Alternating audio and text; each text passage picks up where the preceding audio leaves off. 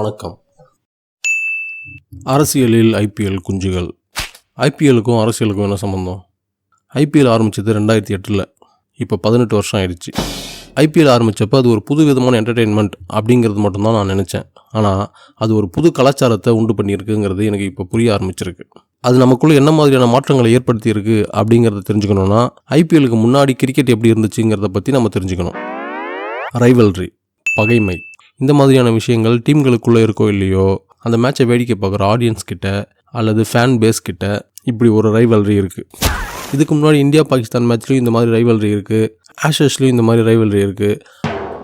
இதுக்கு முன்னாடி இந்தியா பாகிஸ்தான் மேட்ச்னால் நம்ம டீம் பாகிஸ்தான் போகும், இல்லை பாகிஸ்தான் டீம் நம்ம நாட்டுக்கு வரும், இல்லை 2 பேரும் பொதுவான ஒரு இடத்துல விளையாடுவாங்க. அப்படி இருக்கும்போது இந்த பார்க்குற சப்போர்ட்டர்ஸோட ரேஷியோ எப்படி இருக்கும்னா, யாரோடது ஹோம் கிரவுண்டோ அவங்க மெஜாரிட்டி இருப்பாங்க, ஆப்போசிட் டீம் கம்மியாக இருப்பாங்க. என்னதான் நாடுகளுக்கு இடையில் பெரிய பகைமை இருந்தாலும், கிரிக்கெட் நடக்கும்போது முட்டி மோதிக்கிட்டாலும் நாடுகளுக்கிடையேயான நல்லிணக்கம், ஸ்போர்ட்ஸ்மேன்ஷிப், ஸ்போர்ட்டிவாக எடுத்துக்கிறது, இந்த மாதிரி சில வார்த்தைகள்லாம் பயன்படுத்தப்படும். ஆனால் இப்போ ஐபிஎல் என்ன பண்ணியிருக்கு, ரைவல்ரி இருக்கக்கூடிய 2 ஃபேன் பேஸை ஈக்குவலாக ஒரு கிரவுண்டில் பிளேஸ் பண்ணியிருக்கு. நாட் ஓன்லி இந்த கிரவுண்ட், ஒரு கூண்டுக்குள்ளே 2 டீமோட சப்போர்ட்டர்ஸையும் ஒன்றா வாழ வச்சிருக்கு. இந்த இடத்துல புதுசான விவாதங்கள், புதுசான கலாய்கள், கிண்டல்கள், கேலிகள், பகைமையை உருவாக்கக்கூடிய பேச்சுக்கள், இதெல்லாம் அவங்களுக்குள்ள உருவாகிக்கிட்டே இருந்திருக்கு. கிட்டத்தட்ட இது 18 வருஷமாக நடந்துட்டு இருக்கு. ஐபிஎல் ஆரம்பிக்கும் போது அதை பார்த்தவங்களுக்கும் ஐபிஎல் மட்டுமே பார்த்து வளர்ந்தவங்களுக்கும் பெரிய வித்தியாசம் இருக்குது. என் வீட்டு பக்கத்தில் ஒருத்தர் இருக்கான். ஐபிஎல் மேட்ச்னா ஒன்று விடாமல் பார்ப்பான். அது சம்மந்தமாக எனக்கும் அவனுக்குமான சில விவாதங்கள் கூட நடந்திருக்கு. அப்படி அவன் கூட விவாதிக்கும் போது தான் எனக்கு ஒன்று புரிஞ்சுது, அவனுக்கு டெஸ்ட் கிரிக்கெட்டை எப்படி பார்க்கணுன்னே தெரியாதுன்னு. அவன் பார்த்து வளர்ந்தது எல்லாமே ஐபிஎல் அண்ட் 2020 தான். மிஞ்சி போனால் 1 டே பார்ப்பான். டெஸ்ட் கிரிக்கெட் எப்படி விளையாடப்படுதுன்னு தெரியாது, அதை எப்படி பார்க்கணுன்னு அவனுக்கு புரியல. எதுக்கு ஃபாலோ ஆன் பண்ணுறாங்க, லீடு வந்ததுக்கப்புறம் ஜெயிச்சிட்டோன்னு தானே அர்த்தம், எதுக்கு ஆடிக்கிட்டே இருக்காங்க, விக்கெட் இருக்கும்போது எதுக்கு டிக்ளேர் பண்ணிவிட்டு ஆப்போசிட் டீமை ஆட சொல்கிறாங்க, எதுக்கு 2 டீமும் 2 வாட்டி விளையாடுறாங்க, நைட் வாட்ச்மேன்னா என்ன, இப்படி எதுவுமே தெரியாது. கொஞ்சம் கொஞ்சமாக அவனுக்கு இதெல்லாம் சொல்லிக் கொடுத்து லைவாக அவனை பார்க்க வச்சு டெஸ்ட் கிரிக்கெட் பற்றின அறிவை கொடுத்து அவனையும் டெஸ்ட் கிரிக்கெட்டை ரசிக்க வச்சுட்டேன். இப்போ அவனை எப்படி ஐபிஎல்ல இருந்து டெஸ்ட் கிரிக்கெட்டுக்கு நான் கன்வெர்ட் பண்ணணும், அதே மாதிரி இப்போ சமீபமாக ஒரு அரசியல் பேச்சுக்கள் நடந்துக்கிட்டு இருக்குது, அரசியல் விவாதங்கள் நடந்துக்கிட்டு இருக்குது. அதில் இந்த ஐபிஎல் டீமுக்கு எப்படி சப்போர்ட் பண்ணி பேசிகிட்டு இருந்தானோ அதே டோனில் தான் இந்த பொலிட்டிக்கல் பார்ட்டிக்கும் சப்போர்ட் பண்ணி பேசிகிட்டு இருக்கான். I am not equating with ஐபிஎல்ல ஒரு டீமும் இந்த பொலிட்டிக்கல் பார்ட்டியும் ஈக்குவேட் பண்ணல. நான் ஈக்குவேட் பண்ணுறது ஐபிஎல்லோட ஃபேன் பேஸும் இந்த பொலிட்டிக்கல் பார்ட்டியோட ஃபேன் பேஸும். இந்த ஃபேன்ஸுக்கு மத்தியில் இருக்கிற இந்த ஒற்றுமை இருக்குல்ல, டீமில் என்ன தப்பு நடந்தாலும் பரவாயில்ல, கேப்டன் தோற்று போனாலும் பரவாயில்ல, நாங்கள் அவனை சப்போர்ட் பண்ணுவோம். அதுக்கு பேர் லாயல்ட்டி, ஆனஸ்ட் ஃபேன்ஸ். எப்படி ஆர்சிபியை 14 வருஷமாக ஃபேன்ஸ் தூக்கி பிடிச்சிட்டு தாங்கி நின்றுட்டு இருந்தாங்களோ அந்த மாதிரி ஒரு அரசியல் கட்சியிலையோ அரசியல் தலைவர்கிட்டையோ என்ன நடந்தாலும் நாங்கள் சப்போர்ட் பண்ணிக்கிட்டே இருப்போம் அப்படிங்கிற ஒரு டோனில் இந்த ஐபிஎல் அரசியல் குஞ்சுகள் ஃபார்ம் ஆகியிருக்காங்க. இதை நான் அவன் மூலமாக பார்க்க நேர்ந்தது. ஐபிஎல் பற்றி பேசும்போதும் டெஸ்ட்டு பற்றி பேசும்போதும் நான் பேசினது கிரிக்கெட்டை பற்றி தான். இந்த அரசியல் கட்சியை பற்றி பேசும்போதும் அந்த அரசியல் தலைவரை பற்றி பேசும்போதும் நான் பேசுகிறது அரசியலை பற்றி தானே தவிர எந்த அரசியல் கட்சியையும் பற்றி அல்ல.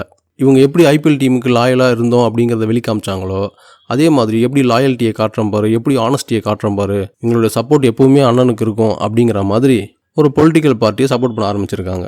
இந்த தொண்டர்கள், இந்த அரசியல் தொண்டர்கள் பேஸுங்கிறது அப்படியே ஐபிஎல் டீம் சப்போர்ட் பண்ணுற அதே பாணிலேயே பொலிட்டிக்கல் பார்ட்டியும் சப்போர்ட் பண்ணிகிட்டு இருக்காங்க. ஐபிஎல்லையாவது கேப்டனை மாற்றலாம், பிளேயரை மாற்றலாம், ஆனால் இங்கே அதுக்கும் வாய்ப்பு இல்லை. இந்த பக்கத்து வீட்டில் இருந்த பையனை பற்றி நான் விசாரித்தப்போ தான் தெரிஞ்சது, அந்த பையனுக்கு 21 வயசு ஆகுது. எங்கள் அண்ணனை பற்றி எனக்கு தெரியுங்கிற ரேஞ்சுக்கு பேசுவான். அப்புறமா தான் புரிஞ்சுது, கில்லி ரிலீஸ் ஆனப்போ தான் அவன் பிறந்திருக்கான். நான் காதலுக்கு மரியாதையில் இருந்தே அண்ணனோட ஃபேன்ரா அப்படிங்கிறத அவனுக்கு புரிய வைக்க வேண்டியிருக்கு. ஒரு வேளை கில்லி ரிலீஸ் ஆன வருஷம் தான் அவனை பிறந்தாங்கிறதுனாலேயே அவன் அவருக்கு ஃபேன் ஆகிட்டானான்னு கூட எனக்கு சந்தேகமாக இருக்குது.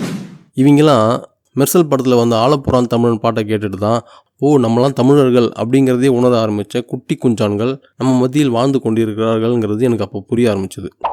சரி, அண்ணனோட தொண்டர்கள் தான் இந்த மாதிரி ஐபிஎல் அக்ரஷனோட ஐபிஎல் ஃபேன் பேஸ் மூடோடய இருக்காங்க போல் அப்படின்னு நினச்சிட்டு இருந்தேன். இப்போ யோசிச்சு பார்த்தா தான் புரியுது, அண்ணனே அந்த ஐபிஎல் அக்ரஷனை யூஸ் பண்ணிக்கணும்னு தான் ட்ரை பண்ணிகிட்டு இருக்காரோன்னு எனக்கு தோண ஆரம்பிச்சிருச்சு. இந்த 2020 எப்படி இருக்குன்னா, top order, power play, time out, death over, win or loss, இப்படியே பார்த்து பழகி கட்சி தொடக்கம், மாநாடு, எலெக்ஷன், சின்ன அறிவிப்பு, voting day, win or lose, maximum win தான், தலை இறங்கி அடிச்சிடுவார் அப்படிங்கிற ரேஞ்சிலே இருக்காங்க. But real cricket is test match, real politics is அதுவும் டெஸ்ட் மேட்ச் தான்.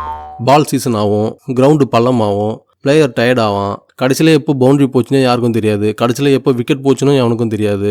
அடுத்து எப்போ விக்கெட் போவோம் எப்போ பவுண்டரி போவோம்னு தெரியாது. டிராவிடும் லக்ஷ்மணும் கல் மாதிரி பேட்டை மடித்து அக்கில் வச்சுக்கிட்டு கிரீஸுக்குள்ளேயே உட்காந்துட்டு இருப்பாங்க. இந்த ஐபிஎல் தொண்டர்கள் அதாவது எலெக்ஷன் முடிஞ்சதுக்கப்புறம் அடுத்த சீசன் எப்போ அப்படின்னு கேட்பாங்க. அதுக்கு இன்னும் 5 வருஷம் இருக்குது அப்படின்ன உடனே ஓகே அடுத்த சீசனில் பார்க்கலான்னு சொல்லிட்டு டாட்டா காமிச்சிட்டு வீட்டுக்கு போயிட்டாங்கன்னா அந்த டீமோட கேப்டன் மட்டும் தனியாக பேட்டை பிடிச்சிக்கிட்டு கிரவுண்டில் நிற்கிற மாதிரி ஆகிடும். முதல்ல அந்த கேப்டனுக்கே டெஸ்ட் மேட்ச் விளையாட வருமாங்கிறது எனக்கு சந்தேகமாக இருக்குது. ஏன்னா இப்படி ஒரு ஐபிஎல் அர்ஜென்சியை கிரியேட் பண்ணி அந்த சீசன் முடியறதுக்குள்ளே கப்பை வின் பண்ணிடணும் அப்படிங்கிற ஒரு மூடை செட் பண்ணிவிட்டு அதன் மூலமாக ஒரு அறுவடையை பண்ணிடணும் அப்படின்னு தான் ட்ரை பண்ணுற மாதிரி இருக்குது. அண்ணனோட ஸ்ட்ராட்டஜிஸ் நடவடிக்கையெல்லாம் பார்க்கும்போது ஒரு ஃபாஸ்ட் பேஸில் ஒரு T20 மாதிரி கப்பை வின் பண்ணிக்கிட்டு போயிட்டே இருக்கணும் அப்படிங்கிற மோடில் இருக்கிற மாதிரி தான் தோணுது. அரசியலில் T20 ஃபார்மேட்டே கிடையாது. ஒரே ஃபார்மேட்டு தான் 5 இயர்ஸ் டெஸ்ட் மேட்ச். இந்த ஐபிஎல் ஃபேன் பேஸ் அடுத்த சீசனில் பார்த்துக்கலான்னு டிவி ஆஃப் பண்ணிவிட்டு அண்ணனை தனியாக விட்டு போகிறதுக்கு வாய்ப்பு இருக்குது. டெஸ்ட் மேட்சை உட்காந்து 5 நாள் பார்க்குறதுக்கு பொறுமை இல்லாத இந்த ஐபிஎல் ஃபேன் பேஸ் எப்படி 5 வருஷம் உட்காந்து பொறுமையாக இந்த அரசியல் டெஸ்ட் மேட்சை பார்ப்பாங்க? ஜெயிக்கிறது மட்டும் இல்லை பாலிடிக்ஸ். தோக்க போகிறோன்னு தெரிஞ்சோம் மிச்சம் இருக்கிற 30 ஓவரை சுற்றி நிற்க வச்சு 1/2 நாள் யாக்கரா போட்டால் கூட பேட்டை மடித்து அக்கில் வச்சுக்கிட்டு அசராமல் க்ரீஸ்குள்ளேயே நிற்கணும். ஏன்னா that is where the real test cricket lies. பார்ப்போம்.